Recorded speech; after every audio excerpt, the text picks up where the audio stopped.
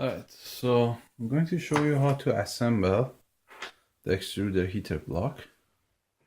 So there's the heater, goes in, and it doesn't go in like this.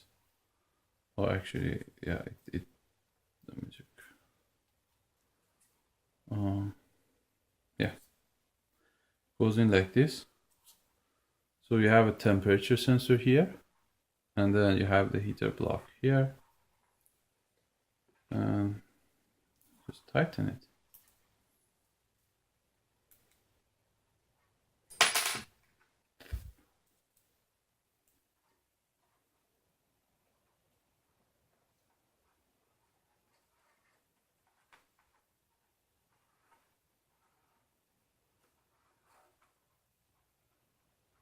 All right. So the heater is secure. For the temperature sensor, it's a bit tricky. And I have had experience with it that sometimes if you tighten it too much, you may break the glass. Because the temperature sensor, the tip is actual glass. So what I do is that I put some Kapton tape, wrap it around the sensor. Does kind of help. If you don't have Kapton tape, that is totally fine. I've done it many times without a tape, but just in case that if the glass breaks, the Kapton tape will stop the sensor wire to hit the metal heater. And sometimes if everything was fine and then suddenly you notice that like you play with the extruder and now you have funny temperature readings, so that's a big sign that your temperature sensor has to be replaced. Alright, so this one is a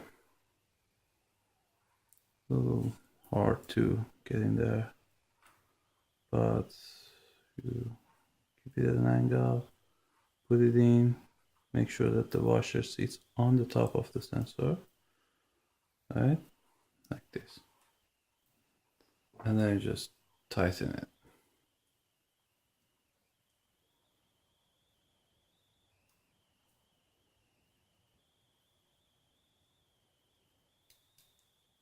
And this one you don't tighten too much. So that's it. So that's pretty much it. That's the first block. I'm going to do the second block as well.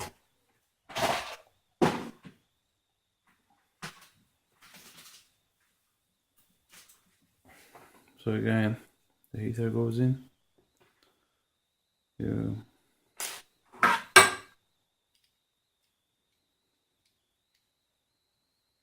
secure it.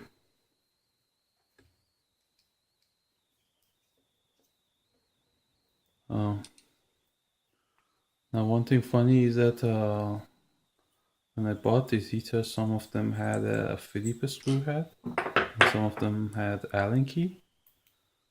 So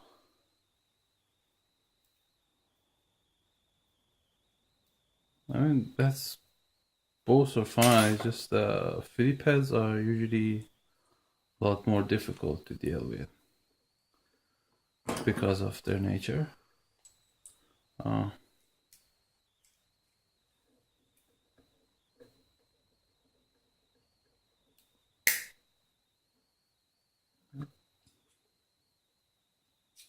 There, so we'll have to go this way. And just have to secure it.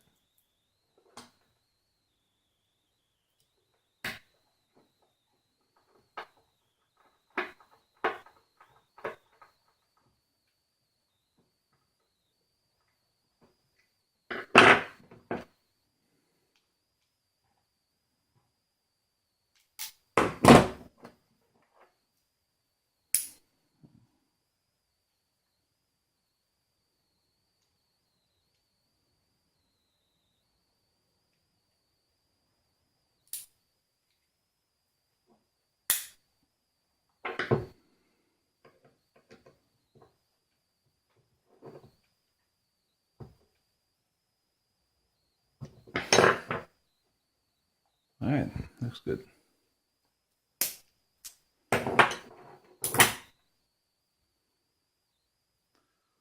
Oh, so there was that, and then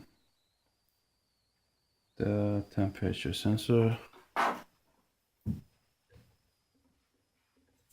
right here. Then again, just a little bit of Kapton tape. And I'm going to show you what's the second method you could use the Kapton tape. So you wrap it around just like once, and then you leave a little bit of tape. And then when you tighten the temperature sensor, you actually don't tighten it from the wire side, but you hold it from the Kapton side. So then you just bend this a little, make a 90-degree angle, let the gravity do the work, turn it, and that's it. So hold it there. A little bit more.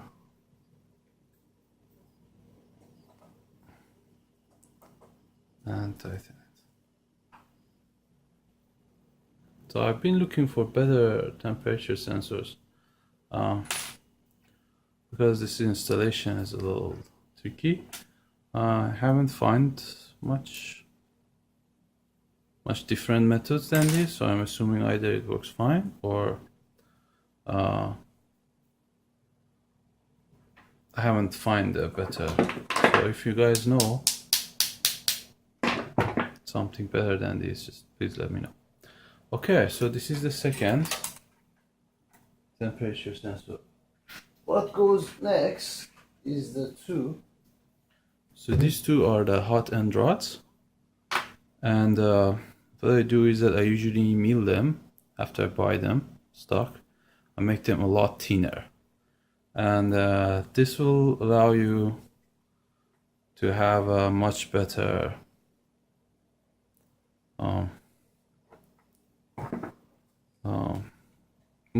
much easier heat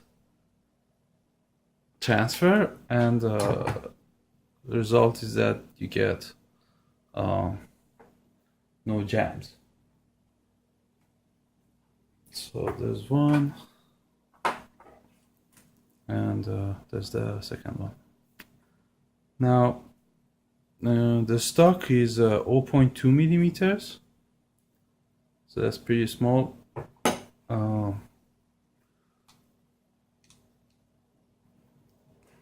I noticed the standard is 0.4. Most people use 0.4, so that's also good.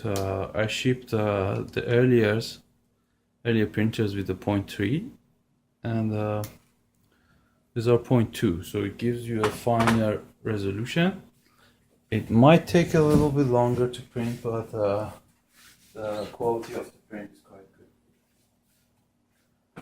And then you need the two nuts I have right here. And the head. Okay.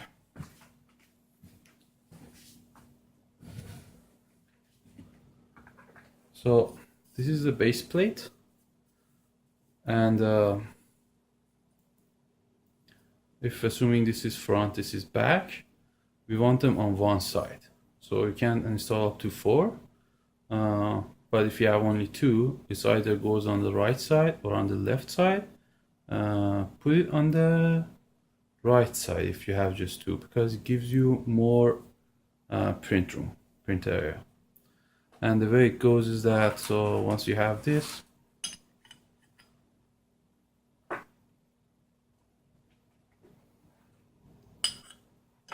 you will need to install this guy. And for these parts,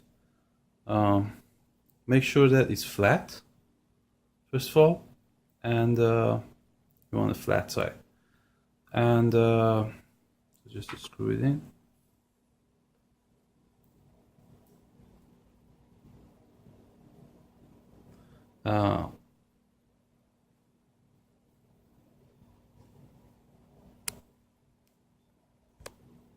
Yeah. Okay. So I was saying this side and the other side, it needs to be flat. The flatter it is, the better heat transfer it's going to have. So just file it down a little bit on both sides.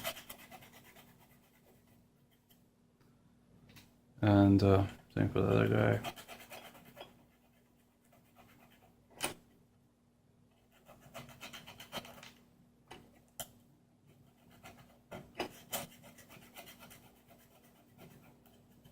Okay.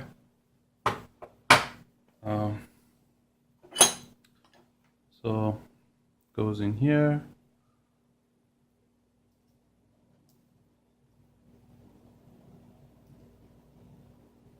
And if it didn't go in all the way, like the threads are bad, don't push it in because you may break the heat break.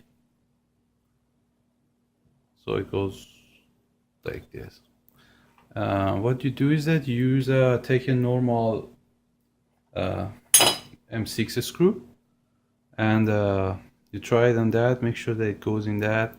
If there's some problem with the thread, if you have a bad thread, use a normal M6. Don't try it on these guys. They're quite fragile. So you put these two like this, and then again, if you have these 6 holes, so this is front, back, this is right, left, you want the right side. And it goes in from here. And then you take the heat sinks. So I got 2 heat sinks. The heat sink goes in like this. And then gets tightened. The second one goes in, gets tightened. Now, I'll show you guys later, but it's also good to talk about it. Now, with the amount of rotation of this little piece, the nut, you can adjust how much the nozzle, the tip, is going to go down or up, right? And this little adjustment is what you need to print in dual or triple or quad extruders, because when you print, these 2 nozzles have to be on the same level, horizontal plane. And if one of them is lower, then you adjust this little knot here, and then you can adjust the distance, move the heads up or down. So that's quite important. I'm going to just check it right now, roughly. It should work most of the time, but because of some imperfection in the printer, you may have to adjust it later. So I'm measuring from the tip,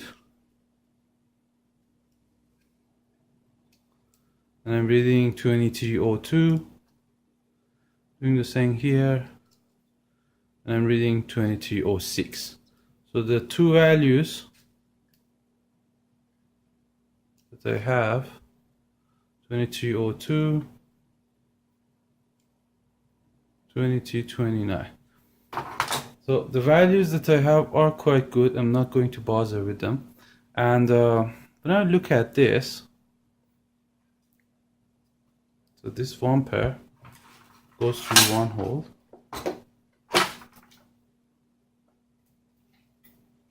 I can do it right now.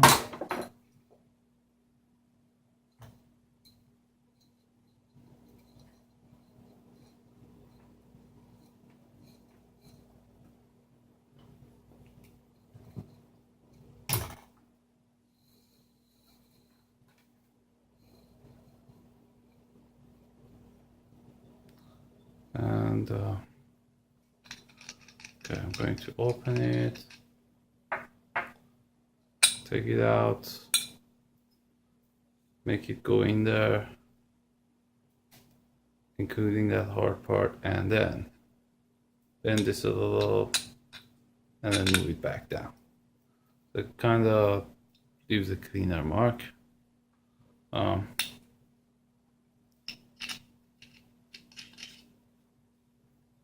Do the same thing for the other eye. Take it, put it through the other hole.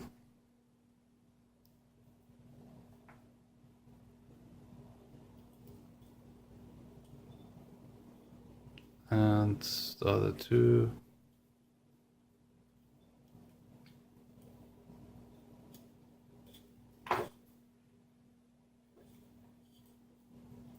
And that's it.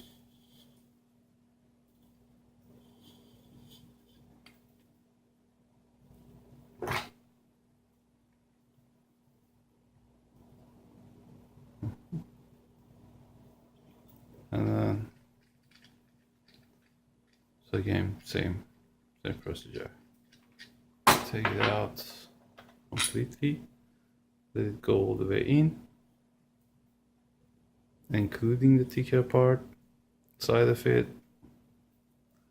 And once the thicker side is in, I'm going to bend it for 90 degrees, push it through the hole. This way, it kind of stays there cleaner. One thing you guys have to know,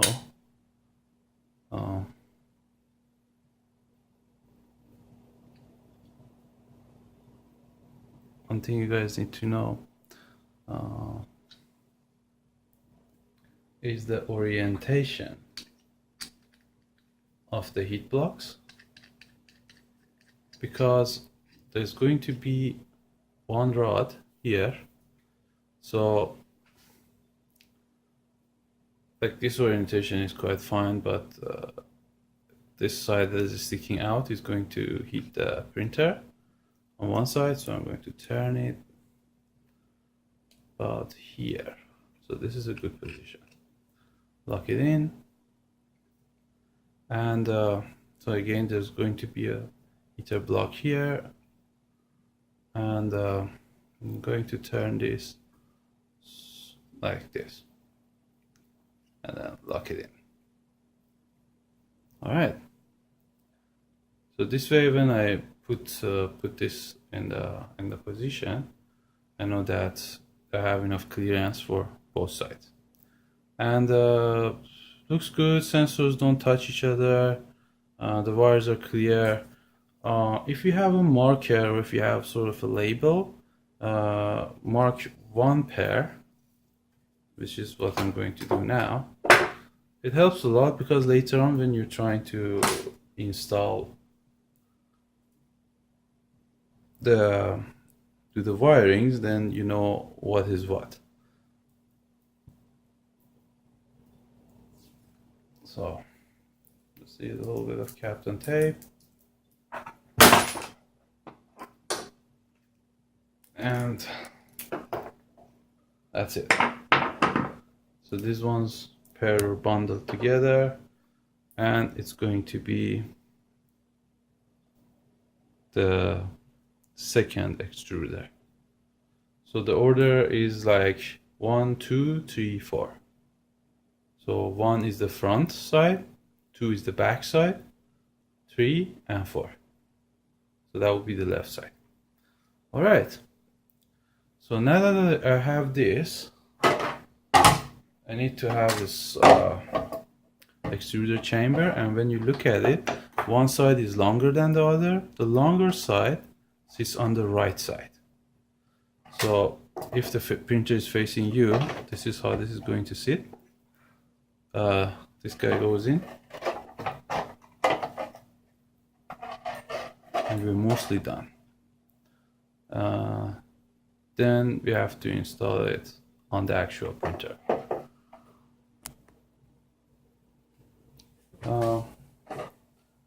Okay, so the system I showed you earlier, it is going to go and sit right here. So the longer side is on the right side, and what you use is a number 832, 3/8 of an inch, and 4 of them. Oh, okay. So number 83238 and the lock washer, it goes on the first hole. And that's how. Turn it, should just. This one should do.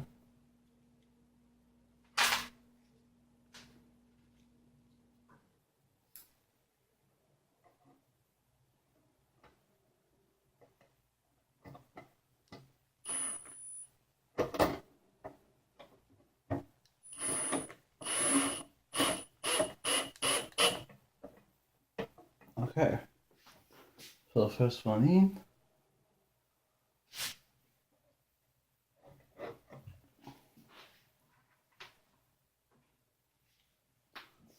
Second one.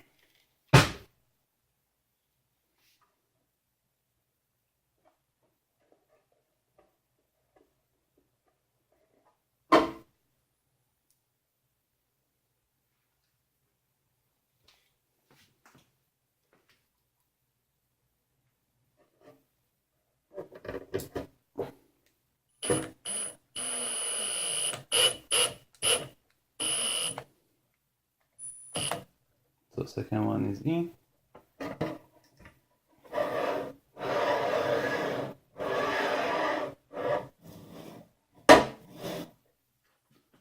And third one. Now, if you remember, I told you not to tighten the timing belt, and the reason was for that because you have to adjust the position of the other axis. And also remember, you don't want to tighten them because there's a little bit of play. So they can be in there, but just be a little loose, and then after time they will